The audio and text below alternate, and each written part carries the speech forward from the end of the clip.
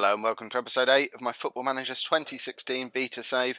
I'm Kev, and as of right now, with 6 games to go in the season, Tottenham are still in with a chance of Champions League qualification. It's an outside chance, admittedly, and we're away to Manchester City in this episode. A defeat in that game, or really anything other than a win in that game, pretty much ends any hope we have of a Champions League spot. But yeah, it's kind of going okay again. Last time you were with me, it was the Capital One Cup final, also against Man City, and we were fairly comprehensively stuffed in that game. I was pretty down in that episode because it was our only real chance of winning anything this season, and we pretty much blew it. I think I kind of set the team up wrong, went very defensive. We've switched back to the counter-attacking system that had been doing so well for us earlier in the season since then, and it's pretty much been doing okay, but we have a rather worrying trend continuing. So this match, first came after the Capital One Cup final, we get smashed by Swansea. Harry Kane is in the side. The following match, West Ham at home, we're struggling a little bit. It's 0-0 at half-time. Harry Kane is substituted because he's exhausted. Suddenly we start playing well, win the match 2-1. Following match is against Southampton. We don't play Harry Kane at all because he's picked up another knock. We win. Then we are at home to Crystal Palace. Again, Harry Kane still injured. Son gets a hat-trick. We win the match, winning again with no Harry Kane in the side. Then we've got Bournemouth away, where we're struggling a little bit. Kane is back in the side, but not really playing very well. We do actually manage to pick up a win with Harry Kane in the side, though, but it is against the worst team in the Premier League, and we scrape it. And then against Watford, Kane is back in the side again, and we sort of struggle to a 1-1 draw, where the only goal we get is from a penalty. Now, don't get me wrong, Harry Kane has done quite well for us this season. He's got 13 goals in 23 Premier League games, 20 goals in 29 games overall in all competitions. When he's on his game, he is lethal. But it's starting to become more and more obvious that the team plays better without him. I think certainly he's not the kind of player I would ever sign in Football Manager. He is pretty much a target man. He's not the slowest player around, but he's not lightning quick. He's there to basically get on the end of crosses, get on the end of balls lumped up at him, play with his back to goal, bring other players into the game, and just be a big old-fashioned centre forward. And I don't like that. I don't like it in real life. I don't play my Football Manager teams around players like this. And I think it's showing the system that I want to play doesn't suit this guy. It's much more suiting having Son or Ng up front, and they're much weaker players. If we look at our assistant reports, if we look on Kane, you see, Kane is twice as good a striker as Son or Ng. Neither of them I would consider to be proper Premier League strikers, but we play so much better with one of those two up front. I think summer business, point number one, is if we can get anything in the region of 30-40 million pounds for Harry Kane, I think he's going. And I kind of am hoping we get that kind of bid. Last summer, I did everything I could to fight off Man United when they were coming in with that kind of money. This summer, I think we're going to let him go deliberately and try and replace him with my kind of striker. And then I think we're going to be a much, much better side next year. But as it is, we're going to keep him around for the last 6 games. We can't just drop him completely because then he's going to lose value. He's going to become unsettled for such a key player for the club. That's going to then unsettle everybody. And although we're still in with a shout of a Champions League spot, we're also fairly dicey with our Europa League spot. You can see there's only from us in 5th place all the way down to Everton in 8th place. There's only 4 points separating us. Liverpool have got 4 games in hand on us. So they're pretty much secure in pushing on for that 5th place unless they completely crumble. And if anyone's going to break into the Champions League spots, it will be Liverpool. So really, we're fighting out for 6th and 7th with West Ham and Everton. So we can't really afford to slip up because there's not a lot of points difference between us. So we can't afford a squad mutiny as I try and force out one of our better players. So I need to try and do it subtly, which means against one of the better clubs in the league, I am playing Harry Kane again. I don't know. I'm going to keep him as a target man because it's his best position. If things aren't going our way, I might just switch him to an advanced forward. You can see he's not as comfortable playing there, but our system is much better set up for having an advanced forward in the side. So if it means playing Harry Kane in a slightly uncomfortable for him position for the last 5 or 6 games to try and save ourselves a Europa League spot, then that's what we'll do. But let's get into the match. We are a TV match. It's away to Man City, as I said before. Let's get on to this. We've already picked the team. This is what we're going to be going for today. Rather than in the Capital One Cup final where we went defensive and highly structured, we're just sticking with our counter and structured. On the team instructions, I've basically just kept it as our normal ones. So we're going to try and be disciplined. We're going to pass into space. We're going to run at the defence. And that's pretty much our preset normal system. There's no tweaks really been made on that at all. So let's submit that team. And let's see what happens. So the media obviously think Man City are favourites for the game. They've put out a fairly strong side. Yep, let's show everyone what we can do. And let's see. Again, I don't like it, but I think this is probably my third live com against Man City this season. I need to vary it up a bit next season with some other teams. It just seems to fall this way that I'm ready to do a live com. It always seems to be Man City. But I can never tell the difference between these kits.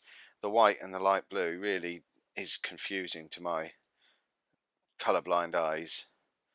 We're already giving them too much space to knock the ball around on the edge of the area like that. That's exactly how Sterling did us in the Capital One Cup final. We can't be letting him have space around those kind of areas again today. See, Harry Kane's supposed to be a target man. He's not even winning headers against whoever their number 4 is. Is that Company or... Yeah. So Company's dominating him in the air. If we've got a target man who's not even winning his headers, what's he for, really? Why have I got Vorm in goal? Have we got an injury that I've forgotten about? That's interesting. I wonder if I've made a bit of a boo-boo.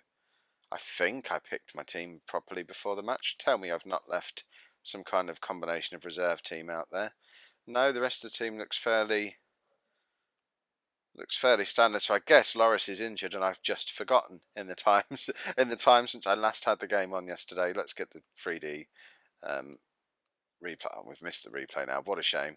Does that invalidate the goal now we've missed the replay? Fingers crossed. Let's carry on calling this 0-0. Oh, and there's an equaliser from Harry Kane. That is what he's there to do. That's the thing we'll miss next year if we've not got him. But fingers crossed, we'll gain so much more from being able to play in a slightly different way that isn't all built around him.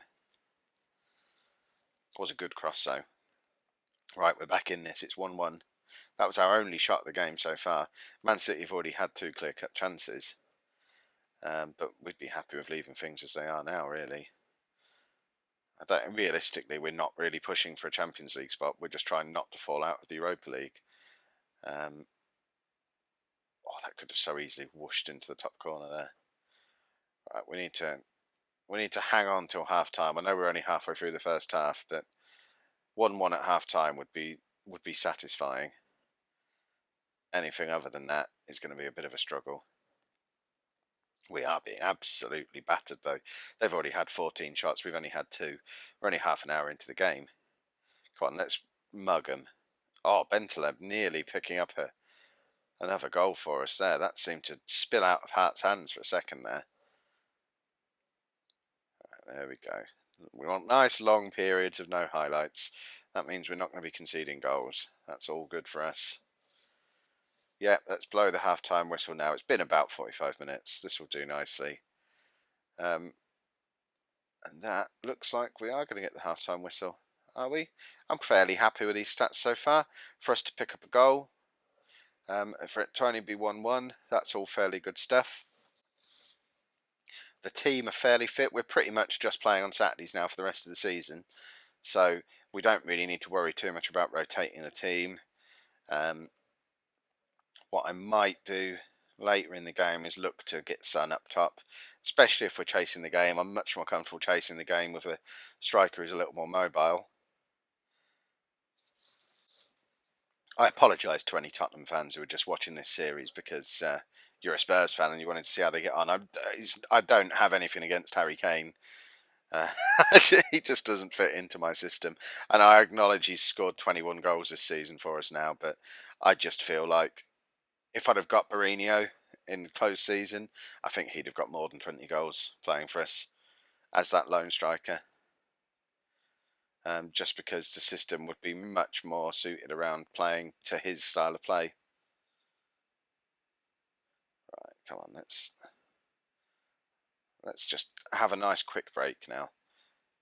Yep, get that out wide. That's it. Son now onto Ericsson. Is that back to Son? No, Son's lost out. Company's got the ball now for City.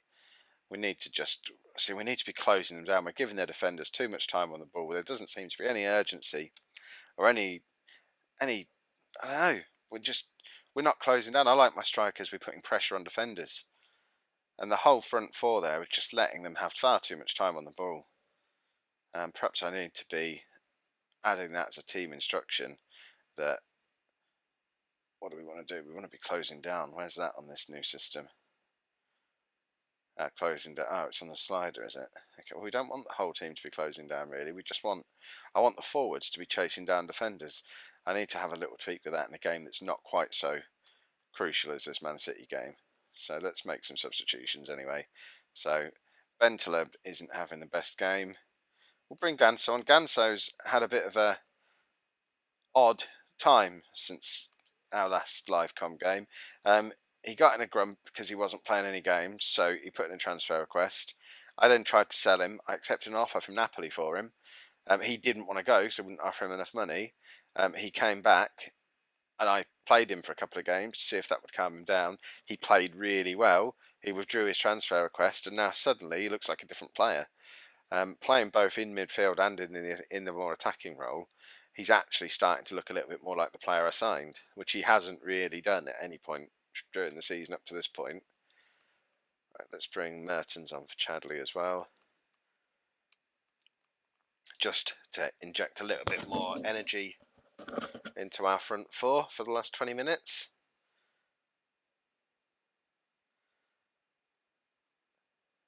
Right. See, this is how I want to be playing. Quick breaks, lots of pace. Can't really do that with a target man inside. Feel free to get involved in the comments. Let me know how you've got on playing Harry Kane, perhaps as an advanced forward or as a poacher. Does he respond well to playing in that kind of system? Oh, Mertens has pulled it. That was so against the run of play. I'm lost for words. We're winning 2-1 after 80 minutes away to Man City. This is mad. This would actually be, if it ended like this would be a league double against Man City this season. Considering how comprehensive they beat us in the Capital One Cup final, that would be mad. Let's bring on our final change. I'm not sure who we're going to bring on for who. I just want a little bit more energy. I'd like to bring someone on for Witsel, really, but I don't have anyone who can come on and play in that position. So what I might do is just bring Townsend on for Son, just again to make sure we've got plenty of energy in wide areas, just so we can clear the ball and have someone to get onto it and run with it and not be too tired to whip those crosses in and perhaps even nick another goal. Come on, we've got 5 minutes. Let's hold on to this now. I'm very reluctant to switch to that defensive system that just invited City onto us in the Capital One Cup final, so I am going to leave it on counter. Might live to regret it, but we can't afford to invite a team like City to attack us. Come on, not like this. That's it. Kane, win the ball, chase the man down. Okay, we've got and there we go. We've picked up the 2-1 win away to Man City. Ridiculously, the Champions League might still be on. We're 5 points away. Yeah, Chelsea have 3 games in hand on us, but it's not ridiculous that they could lose them all. I think we still have to play Chelsea as well. My plan at this stage is to just live calm the last game of the season. Now, if we just look at our fixtures, if we get to that Arsenal game though, and Chelsea have lost a lot of games, and that becomes crucial for a potential Champions League spot, I might do that one and that one, the Arsenal one and the Norwich one. But otherwise, next one is going to be the last game of the season at home to Norwich. We'll do a little bit of a review of the season after that game as well, and talk about plans for what we're going to do in the summer. So if you've made it this far into the episode, please hit that like button. It does make a massive difference to the channel and the video. And get involved in the comments. Let me know what you'd do with the Harry Kane situation we've got at the club. We seem to be playing better without him. Should I sell him, or should I be changing the system to make it work around our star man? And to make sure you don't miss out on tomorrow's episode, please subscribe to the channel. Thanks very much for watching.